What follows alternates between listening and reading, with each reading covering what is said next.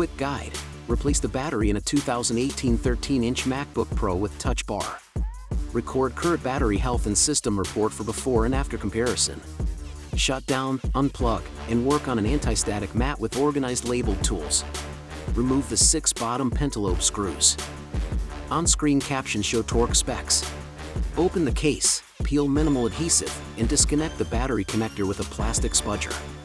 Remove adhesive strips slowly and lift the battery by its tab, avoiding puncture.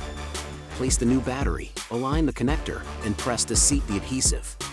Reconnect the connector, reinstall the bracket, and torque screws to on-screen specs.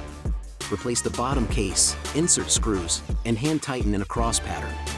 Boot and check system report to confirm improved battery condition. Verify part numbers on screen and recycle the old battery per regulations.